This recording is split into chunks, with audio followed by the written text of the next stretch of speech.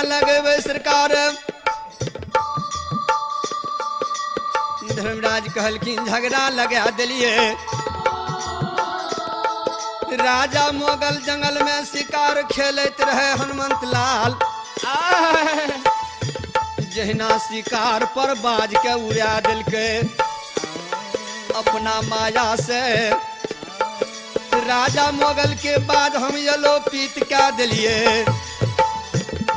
वे बाज के कारण राजा 7 दिन 7 रात से भोजन नहीं कलकाए। ने जल पीलकिए। ए हनुमंत लाल राजा प्राण का त्याग क्या रहलिए।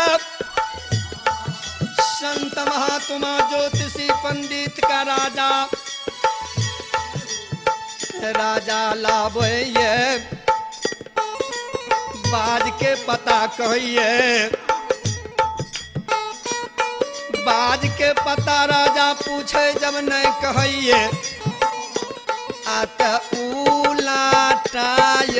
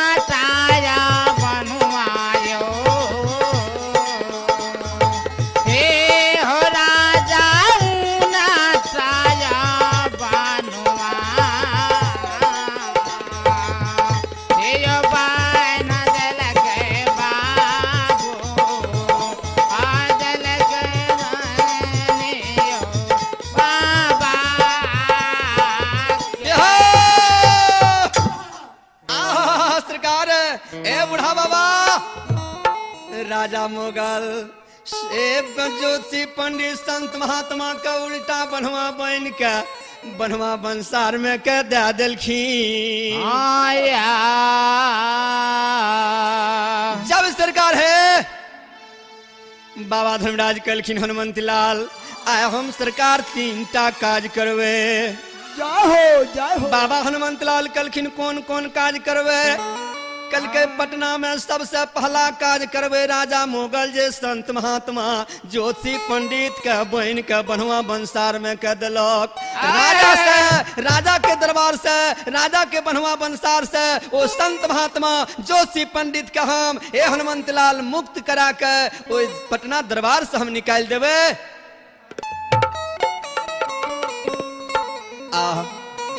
संत महात्मा ज्योतिषी पंडित के दुख के निवारण क्या देवे हम पटना में। दोस्तर काज करवे बेनी यदुवंशी का सखुआ महन से भगा देवे। तेसर काज करवे राजा मोगल अभिमानी के गौरव के तोड़ देवे।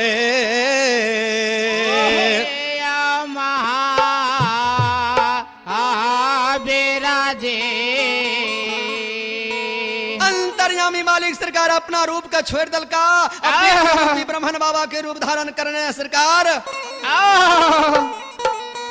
पटना दरबार चल दिला। जब पटना दरबार सनीफ जाइए सरकार राजा मोगल के गेट की सिपाही सरकार गेट पर रहे, गेट पर से इशारा दे रहले ये जे बाबा घूर जाओ।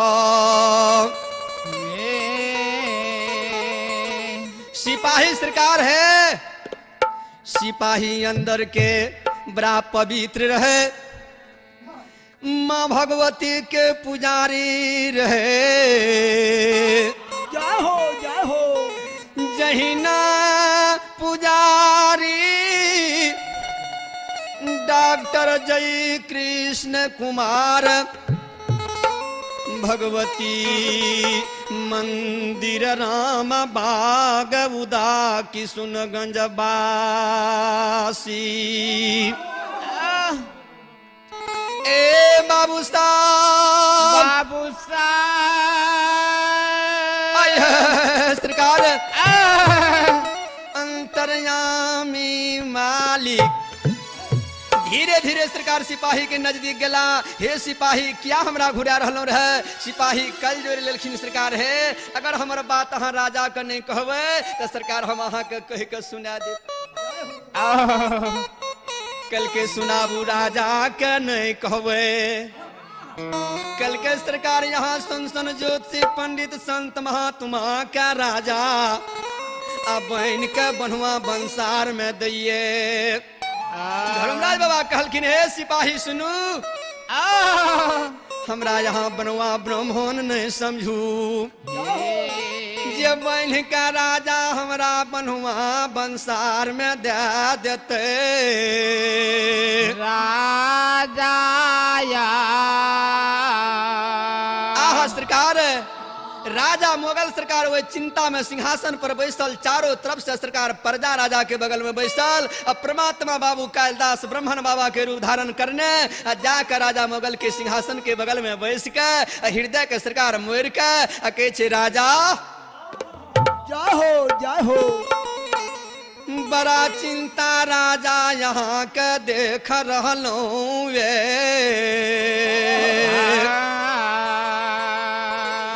यहाँ के बड़ा चिंता देख रहलूं।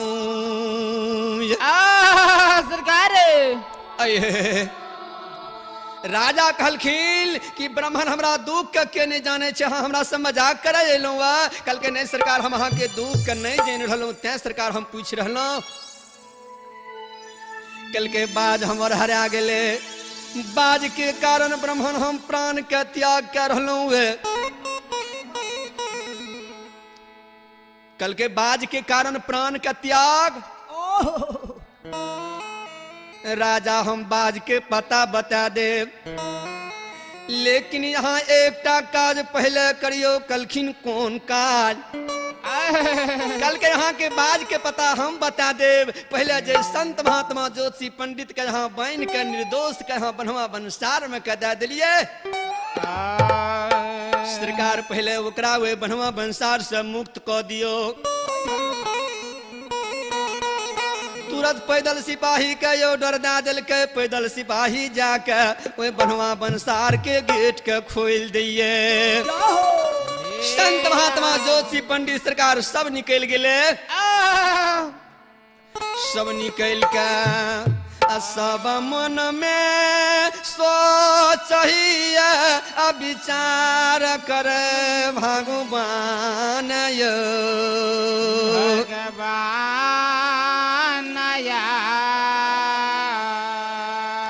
कौन देवता या हमारा सबके दुख के निवारण कलिखीन। हे परमा मातमा आई हो सरकार। जब सरकार वे बनवा बंसार से निकले तो देखिए लीलाधारी भगवान परमात्मा सरकार ब्राह्मण बाबा द्वार पर। संत महात्मा जोशी पंडित दौड़ कर जाकर कल जोड़ लिए, सबके नैन में आंसू छा गए, नैन से आंसू बहे। कहे दिन पर दया करने वाला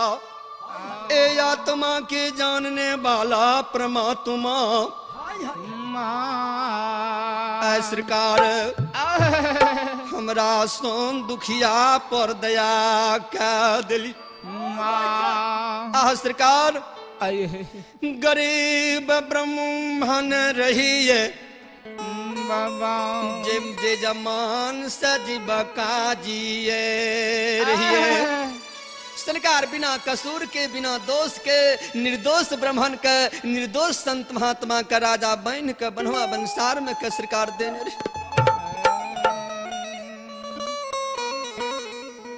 कखनो चार गार चार बात चार लात राजा मारई रहे गुस्से बाबा दुखिया के दुख का हेर लेली गरीब ब्राह्मण के उधार का दिली संत महात्मा सरकार ब्राह्मण ज्योतिषी पंडित के नैन से आंसू जा रहल परमात्मा बाबू कालिदास संत महात्मा ज्योतिषी पंडित के नैन से आंसू का यो समाज बाबा यो श्रोता भगवान ये बिहार के बाबू भैया माता बहिना नैन के आंसू के सरकार पोछ दे ब्राह्मण ने कान राजा ए संत महात्मा नहीं कानू सब नाच नचावत राम गुसाई सरकार नैन से आंसू का सरकार पूछ दैया और सब का अपना अपना घर के ओर सरकार भेजा दे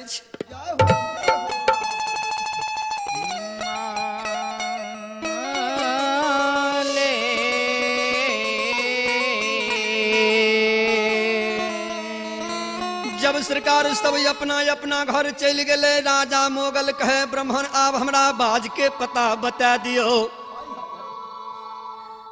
बाबा धर्मराज कहलखिन राजा सखुआ मोहन में बेनी बसइए सखुआ मोहन में बेनी हो बसइए सखुआ मोहन में यो बेनी बसइए सखुआ मोहन में यो बेनी बसइए बेनी धर्म पदियार बाबू बनले बेनी धर्म पनियार बाबू बनले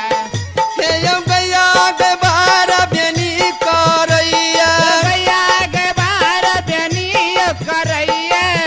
हे यो धन लक्ष्मी के यो सेवा करैया धन लक्ष्मी के यो सेवा करै छै जे दिन राजा शिकार खेल गेलिए जय दिन राजा शिकार खेल गेलिए जय दिन राजा यो शिकार खेल गेलिए जय दिन राजा यो शिकार खेल गेलिए वही जंगल बेनी गैया चरबई रहे वही जंगल बेनी गैया चरबै एलो दहिना शिकार पर बाज उड़लिए दहिना शिकार पर बाजय उड़लिए बेनिया दू बनसी पकड़िए लेलक बेनिया दबन से पकड़िया लेलक बाज पकड़ सखुआ लागेले बाज पकड़ सकुआ गेल पिंजरा में बंद है यो बाज के यो कैलक पिंजरा में बंद है यो बाज के कैलक धर्म के गोबर में टेंगिए देलक धर्म के गोबर में टंगिए देलक सरकार अतना बाजो परमात्मा सरकार राजा मोगल के कह दिल के तो राजा मोगल सरकार आग बबूला भ जाय छै मालिक राजा मोगल के अतरवा के गोसा सिर पर सरकार समय गेले ये हो गोसा आ राजा मुगल पैदल सिपाही के कहे छे हे रे पैदल सिपाही रे नुनु जल्दी तू ढोलहा दिला दही सर सिपाही के हर हथियार के साथ द्वार पर मंगा ले बाबू रे सिपाही आह सरकार हे श्रोता भगवान पैदल सिपाही राजा के यज्ञकारी रहे हे तुरंत सरकार पटना दरबार में सिपाही ढोलहा पटना दरबार में सरकार जाकर सिपाही सरकार चारों तरफ घूम घूम के ढोलहा दिला रहे सरकार ढोलहा दिला रहे सरकार देखियो पैदल सिपाही ढोलहा दिला रहे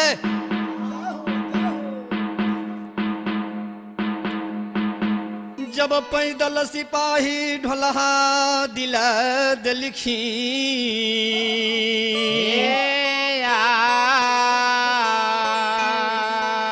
राजा के सिपाही सर सैना हो और हथियार लाक सरकार घोड़ा पर सवार भके मुख में लगा सरकार राजा मुगल के सिपाही सरकार और हथियार कंधा में लेने और सरकार घोड़ा पर सवार भाकर जब राजा के दरबार सरकार जा रही है राजा के सिपाही के घोड़ा ही कार मारे छे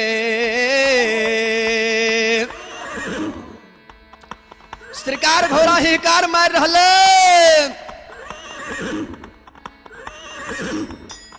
सिपाही के घोड़ा ही कार मार रहे टाप बाजार ने जा रही है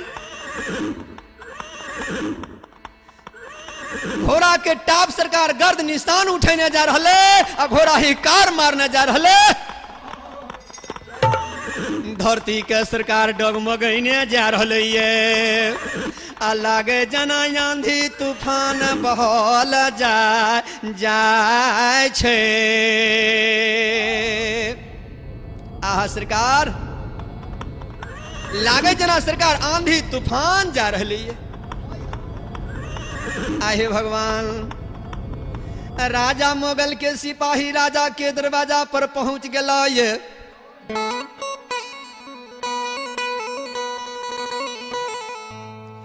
राजा के दरवाजा पर घोड़ा के बहिन दे सारा सिपाही राजा का सरकार सरदा सलाम करे छे सिपाही के घोड़ा द्वार पर ही कार मारिए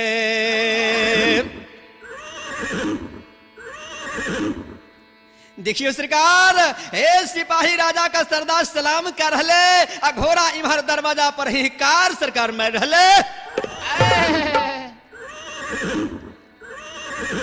बूढ़ा बाबा सिपाही के घोड़ा ही कार मार रहे ये सिपाही कल के राजा के सरकार कौन कारण हमरा सब के बजेलू राजा कही हो सिपाही जे बाज के कारण प्राण के त्याग रहिए हे हो सिपाही बाज मिल गलैये सिपाही कल की सरकार बाज मिल गले कल के बेनी यदु बंसी जंगल से बाज के पकड़ के सखुआ मोहन ला के चल गले पिंजरा में बंद के आवाज के धर्म के गोबर में बंद के दिलखीन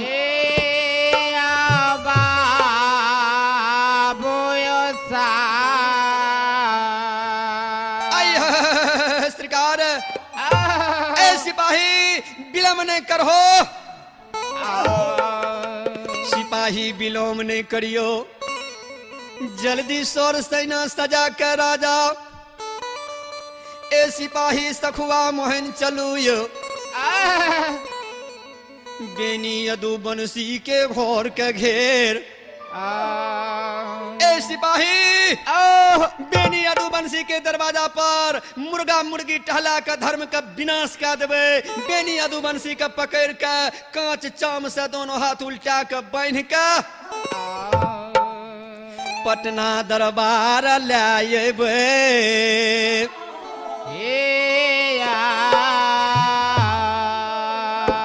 तुरंत सरकार राजा मुगल सेना का सजावे छे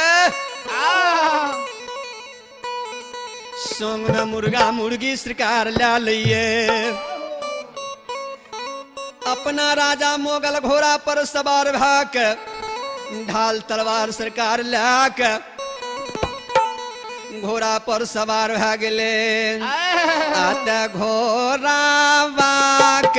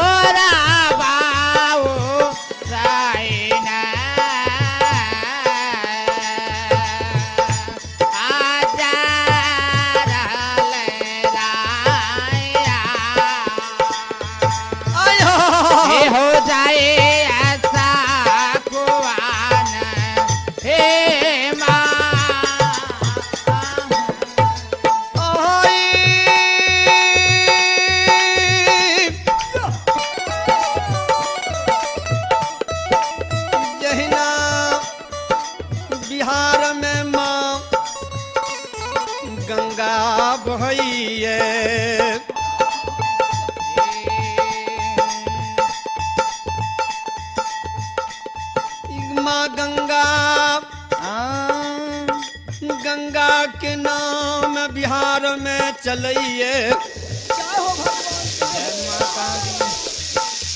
वही ना बिहार में गंगा के सेट कंपनी चलई नाम चलइए सरकार देखियो भगवान के कते सुंदर जोड़ी छे उम्हर बिहार में सरकार गंगा नदी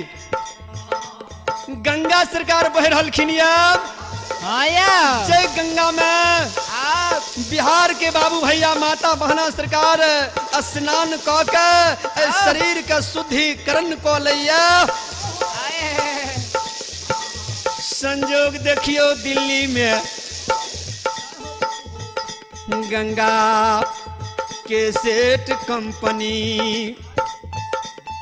खुगलई कन कन बिहार में सब जानइए आयो भगती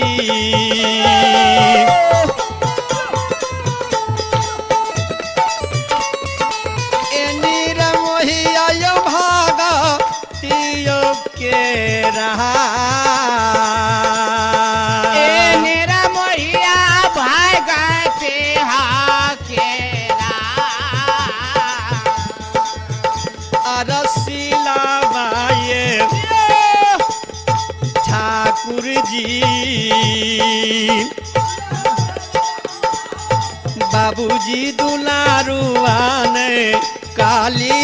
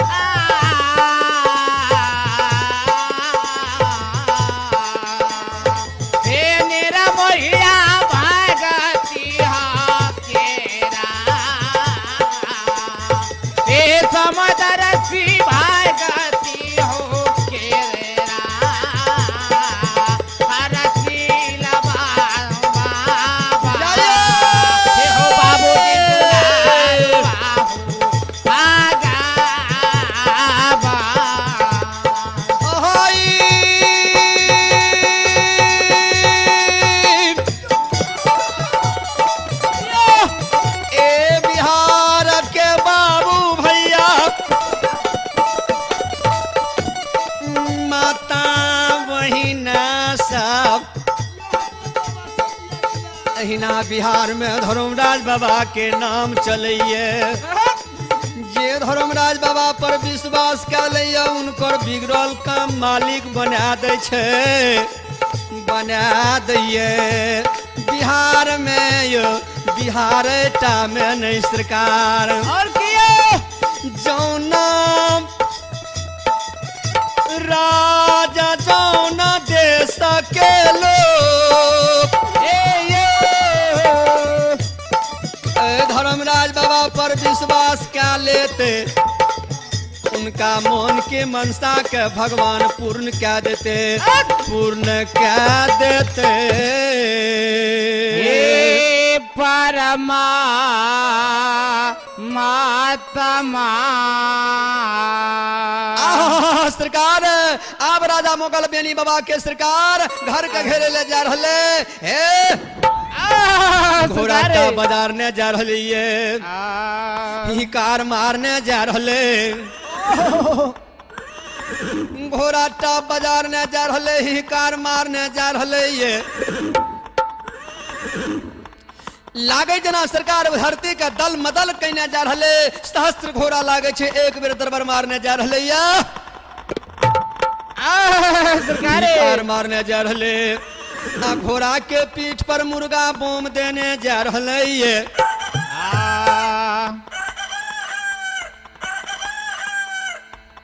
आय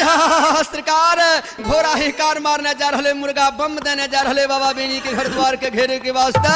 जाहो बाबा बेनी बाबा बेनी ये अपना 64 में सुतल रहे हे